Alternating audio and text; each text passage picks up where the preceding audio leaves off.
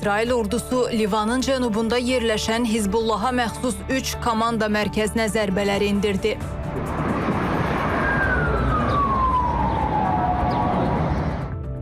İran və Qətər isə 6 milyard dollarlıq aktivlərin blokdan çıxarılması barədə razılığa gəldi. Putin etiraf etdi, ölkədə yanacaq çatışmazlığı var. Ukraynaya zərbələr Moskva iqtisadiyyatına zərər vurur. Rusiya lideri çarə olaraq hansı təklifləri irəli sürdü? Avropada hərarət artdı. 1300-dən çox insan istinin qurbanı oldu. Termometr göstəriciləri həyəcan təbili çalmağa vadar edir. Biz binaları kondisionerlərlə təchiz etməliyik, çünki başqa alternativimiz yoxdur. Fermerlər narahatdır. Saatlıda təmizlənməyən kollektor təsərrüfata ziyan vurur. 1 hektar taxıl təsərrüfatımı quruntuların təsirinə məruz qalır. Yüksək məhsul dağılıq əldə edə bilmirik. Kollektorun taleyi isə 2 qurumdan asılıdır. İşlər nə zaman həyata keçiriləcək? Hər vaxtınız xeyir, İTV Xəbər efirdədir, studiyada Ayşən Hüseynovadır. İsrail ordusu Livanın cənubunda yerləşən Hizbullaha məxsus 3 komanda mərkəzinə zərbələri indirib. Bundan əlavə, İsrail ordusu Hizbullahın İsrail hərbiçilərinə atəş açmaq üçün istifadə etdiyi buraxılış qurğusunu da zərərsizləşdirdiyini bildirib. Vurğulayıb ki, İsrail ordusu istənilən təhlükəni aradan qaldırmaq üçün fəaliyyətini davam etdirəcək. Qeyd edək ki, iyunun 26-sında İsrail və Livan münaqişənin nizamlanmasına dair razılaşma imzalasalar da hərbi əməliyyatlara ara verilməyib. Qətərdə saxlanılan İrana məxsus 12 milyard dollarlıq vəsaitin ümumi məbləğinin 6 milyard dolları blokdan çıxarılacaq və ölkəyə qaytarılacaq. Bunu İran prezidenti Məsud Pezeşkiyan bildirib. Onun sözlərinə görə buna İran və Qətər arasında əldə olunan razılaşma sayəsində nail olunub. Vurğulanıb ki, qalan vəsaitin də geri qaytarılması istiqamətində zəruri işlər davam etdirilir. İyunun 20-sində The Wall Street Journal xəbər paylaşıb ki, Birləşmiş Ştatlar və Qətər İranın dondurulmuş aktivlərinin bir hissəsindən humanitar malların alınması üçün istifadə mexanizmi üzərində birgə işləyirlər. Ukrayna səmaları növbəti dəfə iri miqyaslı hava hücumlarına səhnə olub. Rusiya ordusu gecə saatlarında ölkə ərazisinə 108 dronla hücum edib. Ukrayna hava qüvvələri onlardan 82-sini vursa da dağıntılar qaçılmaz olub. Poltavada yanacaq doldurma məntəqəsi vurulub. Dneprə endirilən ballistik raket zərbəsi və Zaporojyaya təşkil edilən intensiv hücumlar nəticəsində mülki itkilər qeydə alınıb. Onlarla insan yaralanıb. Zərbələr nəticəsində ölkənin 8 vilayətində elektrik enerjisinin verilişi kəsilib. Məlumata əsasən Dneprdə azı 5 nəfər həyatını itirib, 28 insan isə xəsarət alıb. Onlardan 5 nəfərin vəziyyəti ağırdır.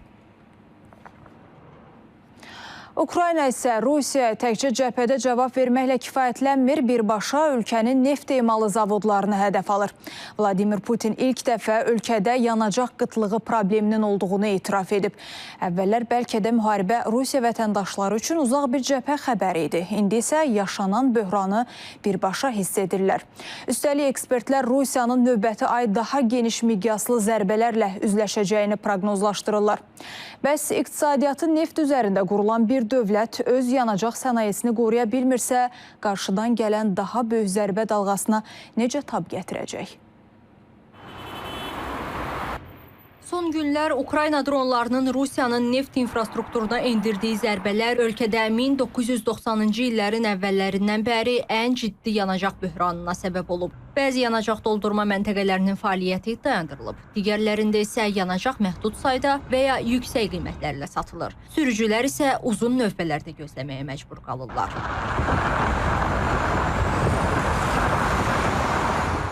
Martda ayı 95 markalı benzinin 1 litri orta hesabla 70 rubldan bir qədər ucuz idisə, hazırda Rusiyanın bəzi bölgələrində onun qiyməti artıq 100 rublu keçib. Çox pisdir. Belə vəziyyətdə mən nə edə bilərəm ki? Heç nə. Yanacaq doldura bilmirik. Bu problemdir. Hər adama cəmi 20 litr satırlar. Daha çox yanacaq almaq üçün növbəyə ikinci dəfə dayanmalı oluruq. Yaranmış vəziyyətlə əlaqədar Rusiya prezidenti Vladimir Putin daxili bazarın yanacaqla təmin olunmasına həsr olunan müşavirə keçirib. O ilk dəfə ölkədə yanacaq qıtlığı probleminin olduğunu etiraf edib. Onun sözlərinə görə yerli istehlakçıların maraqları naminə benzin və aviasiya kerosininin ixracına müvəqqəti tam qadağa tətbiq edilib. Hazırda dizel yanacağının ixracına da tam qadağa qoyulması məsələsinə baxılır. Jurnalistə müsahibəsində Rusiya prezidenti başqa bir mövzuya da toxunub. Putin deyib ki, Rusiyada hava hücumundan müdafiə sistemləri var. Əsas məsələ isə onların istehsalını artırmaqdır.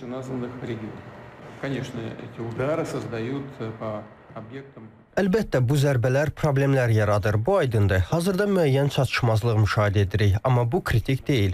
Həll etməli olduğumuz bir neçə məsələ var. Biz bunları həmkarlarımızla müzakirə etdik. Birinci vəzifə hava hücumundan müdafiə vasitələrinin istehsalının sürətlə və əhəmiyyətli dərəcədə artırmaqdır. Eyni zamanda qarşı tərəfə yeni texnologiyalar verildiyini nəzərə alaraq bu sistemləri daim təkmilləşdirməliyik.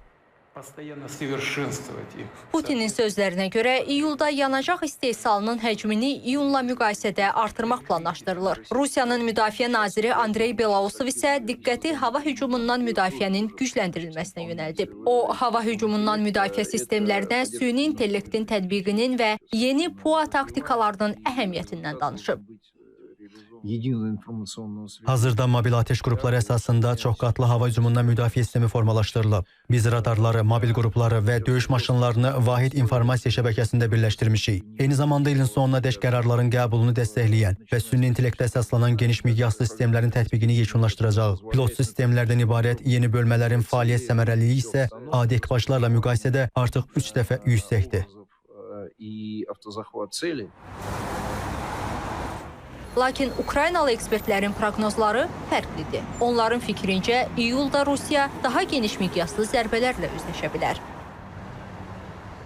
Безусловно, это только начало. Şübhəsiz ki, bu yalnız başlanğıcdır. İyunda zərbələrin intensivliyi çox yüksək idi. Lakin iyulda onlar daha da genişlənəcək. Əvvəllər Rusiyanın neft emalı zavodlarına əsasən ölkənin Avropa hissəsində zərbələr indirilirdi. Hazırda isə Ukraynanın 2500-3000 kilometrdən artıq məsafəyə uça bilən dronları sayəsində zərbələri Rusiyanın daha dərin ərazilərinə indirmək mümkün olacaq. Bu isə zərbələrin miqyasının genişləndiyini və gələcəkdə də davam edəcəyini göstərir. Nəticədə Rusiya neft emalı zavodlarını itirmək təhlükəsi ilə üz-üzə qala bilər.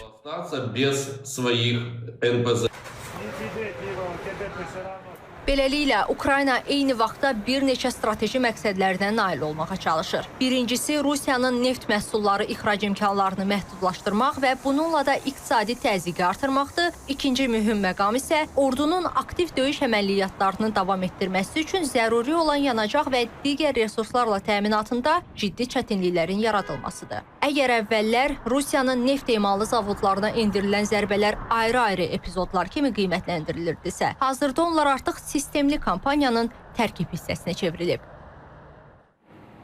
Rusiya-Ukrayna müharibəsindən çıxarılan dərslər Avropa ölkələrinin prioritetlərini də tamamilə dəyişib. Hava hücumuna müdafiə sistemlərinin və uzaq mənzilli silahların satıla alınması artıq bütün ölkələr üçün məcburi bir hədəfə çevrilib. Avropada yeni nəsil texnologiyalara investisiya qoyuluşu kəskin şəkildə artırılıb. Avropa liderləri yaxşı anlayırlar ki, qitənin hərbi hazırlığını gücləndirmək onlar üçün bir seçim deyil. Bu artıq sağ qalmaq məsələsidir. Sıradakı sujetimiz həmin böyük planın növbəti tərkib hissəsi barədə olacaq. Avropa ölkələri hərbi potensialını gücləndirməkdə davam edir. Belçika hərbi dəniz qüvvələri özünün ən yeni mina axtaran M940 gəmisini suya buraxıb. Bu gəmi potensial təhlükə zonalarına daxil olmadan hava və dəniz dronları vasitəsilə minaları uzaq məsafədən zərərsizləşdirmək qabiliyyətinə malikdir. Biz silahlı qüvvələrimizin, o cümlədən hərbi dəniz qüvvələrimizin yenidən qurulmasına başlayırıq. Bu gəmi rəsmi Vaşinqtonun tələbləri fonunda atdığımız mühüm addımlardan biridir. Bugün yeni hərbi imkanlar əldə edirik. Biz ABŞ qərargahı ilə tam şəkildə əməkdaşlıq etməyə hazırıq. Çünki hər zaman birgə çox uğurlu fəaliyyət göstərdik. Komandanlıq bu il operativ təlimləri başa vurduqdan sonra gəmi və heyətin 2027-ci ilə qədər tam döyüş hazırlığına gətirilməsini planlaşdırır. Əvvəllər gövdəsində sonar quraşdırılmış gəmi birbaşa mina sahəsinə, yəni təhlükə zonasına daxil olur və minaları öz sonarı ilə axtarırdı. Bu gəminin əsas üstünlüyü və fərqi ondan ibarətdir ki, artıq gəmi özü riskli zonaya girməyəcək. Bu missiyanı dronlar yerinə yetirəcək. Gəmi uzaq məsafədə, tam təhlükəsiz zonada lövbər salacaq. Minaların aşkarlanması və məsafədən məhv edilməsi üçün təhlükəli əraziyə dronlar göndəriləcək. Bu mərasim NATO müttəfiqlərinin rəsmi Vaşinqton tərəfindən xəbərdar edilməsindən sonraya təsadüf edir. Belə ki, ötən həftə ABŞ iyulda keçiriləcək illik sammitə qədər hər bir müttəfiq ölkənin müdafiə xərclərini ayrıca təftiş edəcəyini açıqlayıb. Sözü gedən audit siyahısında müdafiə xərclərinin artırılması, hərbi sənayeyə investisiya qoyuluşu və Ukrayna müharibəsindən çıxarılan dərslər əksini tapıb. Eyni zamanda dronların hava hücumundan müdafiə sistemlərinin və uzaq mənzilli silahların satın alınması və ya daxili istehsalı prioritet hədəf kimi göstərilib. Avropa liderləri isə qitənin müdafiə hazırlığının 2030-cu ilə qədər maksimum dərəcəyə çatdırılmasının vacibliyini vurğulayırlar. Qərbi Avropadan başlayan güclü isti dalğası indi də qitənin mərkəzi və şərqinə doğru irəliləyir. Polşa və Çexiyada tarixin ən isti günləri yaşanır. Varşavada son 13 ilin rekordu qırılıb. Ümumdünya Səhiyyə Təşkilatının son hesabatı isə vəziyyətin nə qədər kritik olduğunu göstərir. Təkcə bir həftədə 1300-dən çox insan isti havanın qurbanı olub. Qərbi Avropa ölkələrini bürüyən güclü isti artıq qitənin mərkəzi və şərqinə doğru hərəkət edir. Çexiyada ardıcıl 2 gündür temperatur rekordu təzələnir. Çexiya Meteorologiya İnstitutunun məlumatına görə ölkənin şimalında temperatur 41 dərəcə Selsiyə yüksəlib. Mənə elə gəlir ki, bunun iqlim dəyişikliyi ilə bağlı olması tamamilə mümkündür. Əlbəttə, buna 100% əminlik yoxdur, lakin çox ağlabatan görünür və bu proses bütün dünyada müşahidə olunur. Avropanın digər hissələrində də belədir, ABŞ-də də belədir. Polşada da müşahidə tarixlərinin ən isti günü qeydə alınıb. Belə ki, ölkədə temperatur 40 dərəcə Selsini keçib. Paytaxt Varşavada temperatur 37 dərəcə Selsiyə çataraq 2013-cü ildə müəyyən olunan əvvəlki rekordu geridə qoyub. Havanın bu qədər pis olacağını gözləmirdim. Elə bilirdim Polşada hava normal, 20 dərəcəyə yaxın olar. Amma bu həddindən artıqdır. Ümumdünya Səhiyyə Təşkilatının baş direktoru Tedros Adhanom Ghebreyesus X sosial şəbəkəsində paylaşdığı məlumatda bildirib ki, bir həftə ərzində Avropada güclü isti səbəbindən 1300-dən çox insan həyatını itirib. Onun sözlərinə görə hazırda 150 milyon insan ekstremal isti şəraitində yaşayır. Anormal istidən ən çox ölüm halı Fransada qeydə alınıb. Burada azı 1000-dən artıq insan istinin qurbanı olub. Güclü isti ölkədə siyasi gərginliyə səbəb olub. Sağ mərkəzçi və sağçı siyasətçilər iddia edirlər ki, Fransa daha çox evdə, xüsusən də yaşlılar və güclü istiyə qarşı ən həssas olan qruplar üçün kondisionerlərin quraşdırılması məsələsi ilə ciddi məşğul olmalıdır. Lakin solçular bildirirlər ki, kütləvi kondisionerləşdirmə problemin həlli deyil. Fəallar isə Parisdə yaşlı zonaların sayının artırılmasını tələb edirlər. İstilər bitəndə hamımızda kollektiv yaddaş itkisi başlayacaq, hava yenidən soyuyacaq, temperatur normaya dönəcək. Hamı öz adi həyatına qayıdacaq və baş verənləri unudacaq. Qərar vermək bizim işimiz deyil. Bununla siyasətçilər məşğul olmalıdırlar. Biz binaları kondisionerlərlə təchiz etməliyik. Çünki başqa alternativimiz yoxdur. Amma məgər biz bunu əvvəlcədən görə bilməzdik? Məni kədərləndirən məhz bu uzaq görənliyin olmamasıdır. Artıq belə davam edə bilməz. Mütəxəssislərin fikrincə, Avropa hazırda planetin ən sürətli qızan qitəsidir. Bildirilir ki, qabaqlayıcı tədbirlər görülməsə, qarşıdakı yay mövsümləri daha da dəhşətli ola bilər.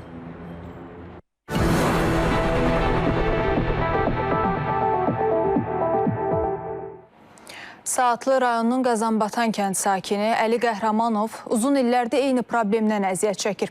Təsərrüfat sahibinin sözlərinə görə yaxınlıqdakı kollektorun vaxtında təmizlənməməsi nəticəsində əkin sahəsində qurunt suları çıxır, torpaq şoranlaşır, məhsuldarlıq isə ildən ilə aşağı düşür.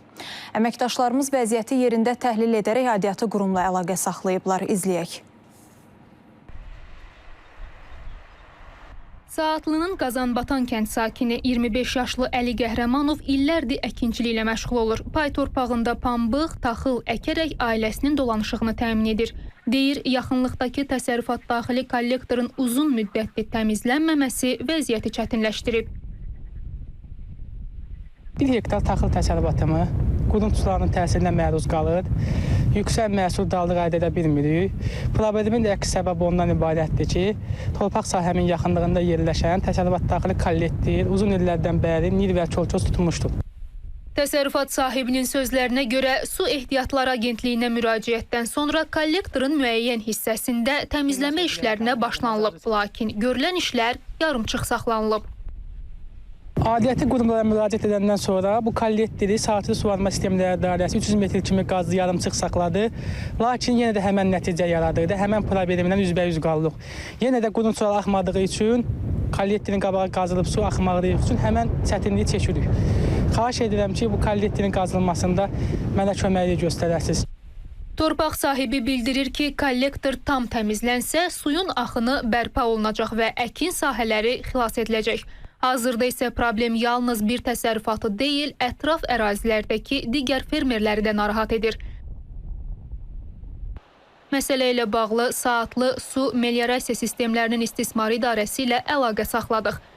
Qurumdan bildirildi ki, Qazanbatan kəndində sözü gedən kollektor bu ilki tədbirlər planına salınıb. Kollektorda müəyyən işlər gedib, növbəti ayda həmin iş görüləcək. Ümumiyyətlə, orada bir-iki yulğun kolları vardı ki, o kolları da icazəsi alınmalıdır Ekologiya və Təbii Sərvətlər Nazirliyi tərəfindən. Ekologiya və Təbii Sərvətlər Nazirliyinə məktub hazırlanıb, məktubun cavabı gələn kimi həmin iş görüləcəkdir. Mütəxəssislər isə bildirirlər ki, kollektor və drenaj sistemlərinin vaxtında təmizlənməsi kənd təsərrüfatında məhsuldarlığın artırılması üçün əsas şərtlərdəndir. Əks halda torpaqlar yararsız hala düşə bilər. Təyyar Nəsirli, Samir Qubadov, Aysən Ələkbərova, İTV Xəbər, Saatlı. İTV Xəbərə baxırsınız. Universitet seçimi gənclərin gələcəyinə təsir edən ən vacib qərarlardan biridir. Son illər isə abituriyentlərin diqqətini daha çox cəlb edən imkanlardan biri ikili diplom proqramlarıdır. Nədir ikili diplom proqramı? Tələbələr üçün hansı üstünlükləri var? Ətraflı Ləman Abbaslı danışacaq. Bir universitet, iki diplom. Ali təhsil müəssisələrinə qəbulda iştirak edən hər bir abituriyentin arzusu keyfiyyətli təhsil və gələcəkdə uğurlu karyeradır. Bunun üçün ən qısa və etibarlı yol isə ikili diplom proqramlarıdır. Bu proqramlara daxil olmaq üçün minimal 200 bal kifayət edir. Azərbaycan Memarlıq və İnşaat Universiteti bu sahədə artıq zəngin təcrübəyə malikdir. Ali məktəbin tərəfdaşlıq şəbəkəsi dünya reytinqində ilk 100-lükdə olan universitetləri əhatə edir. Bu il Ankara Universiteti ilə daşınmaz əmlakın idarə olunması ixtisası üzrə 14-cü ikili diplom müqaviləmizi imzaladıq. Bizim ikili diplom müqavilələrimiz dünyanın məşhur universitetlərindəndir. Təhsildə, elmdə ən qabaqcıl universitetlərinə, hətta ilk 100-lüyə düşən universitetlərindəndir. İnkişaf etmiş və inkişaf etməkdə olan dövlətlər Azərbaycanın ali təhsil ocaqları ilə çiyin-çiyinə addımlamağa çalışır. Bakı Dövlət Universiteti isə yeni tədris ilində bu istiqamətdə imkanlarını daha da genişləndirəcək. Bizim ikili diplom proqramları digər beynəlxalq universitetlərlə səviyyədə olan universitetlərlə olan ikili diplom proqramlarımız da tələbələrimizi gözləyir. Bunun üçün isə sadəcə yaxşı oxumaq və öz üzərində çalışmaq lazımdır. Biz əminik ki, bizim tələbələrimiz bu əzmə malikdirlər və bunun da öhdəsindən layiqincə gələcəklər. İxtisaslar hələ ki ictimaiyyətə açıqlanmayıb. Maraqlıdır, bəs bu proqramlar praktikada tələbələrə nə verir? Elturan Məmmədov vaxtilə 400-dən çox bal toplayaraq Azmiyonunu seçib və ikili diplom proqramına qoşulub. Bu il həm Doğma Universitetinin, həm də İstanbul Texniki Universitetinin məzunu olub. İnşaat sahəsində baş verə biləcək bütün praktiki problemləri, işləri mənə izah elədilər və bunlar mənə çox faydalı oldu, çox töhfəli oldu. Necə ki, indiki hal-hazırda artıq məzun oldum. Həm orada, həm İstanbul Texniki Universitetində, həm Memarlıq və İnşaat Universitetində diplom müdafiəmi elədim və artıq iş həyatına atıldım və bu artıq başa düşürəm ki, bu aldığım təhsil mənə nə dərəcədə faydalıdır. Elturanın sözlərinə görə tələbə vaxtı kitablardan və müəlliflərindən öyrəndiyi layihələri indi özü real işində icra edir. Onun hədəfləri daha böyükdür. Ekspertlərin fikrincə bu imkan xaricdə təhsil və iş perspektivini daha əlçatan edir. Qeyd edim ki, həmin ixtisasların böyük əksəriyyəti əsasən tədrisi ingilis dilində olan ixtisaslardır və bu da onların əmək fəaliyyətinə istər ölkəmizdə, istər də kənarda başlamalarına imkan yaradır. Bir çox ölkələr var ki, məsələn bizlə də təhsil sahəsində əməkdaşlıq və yaxud da kiçik diplom proqramı və yaxud da mübadilə proqramında maraqlıdırlar. Bu yaxınlarda bilirsiniz Çinlə bağlı da belə bir anlaşmalar imzalanıb və yəqin ki, qarşıdakı illərdə biz bu istiqamətdə də fayda görəcəyik. Yəni Çinin ölkəmizə sərmayə yatırılması, yeni bir universitetin yaradılması, eyni zamanda bizim tələbələrin içində təhsil almaları və yaxud da müəyyən təcrübə keçmə imkanları yaradılacaq. Qrafikadan da göründüyü kimi 2025-ci il üçün təklif olunan proqramlar Türkiyənin köklü universitetlərindən Avropanın qabaqcıl ali məktəblərinə qədər geniş bir coğrafiyanı əhatə edir. Siyahıdakı hər bir ixtisas müasir dövrün tələblərinə uyğun seçilib. Mühəndislikdən memarlığa, texnologiyadan qida sektoruna qədər bir çox sahədə beynəlxalq standartlara çıxış var. Bu təkcə ikili diplom deyil, həm də gələcəyimiz üçün qlobal əmək bazarında rəqabətə davamlı kadr olmaq şansıdır. Ləman Abbaslı, Sərxan Daşdəmirov, İTV Xəbər. Buraxılışımızı burada yekunlaşdırırıq. Diqqətiniz üçün təşəkkür edirəm. Salamat qalın.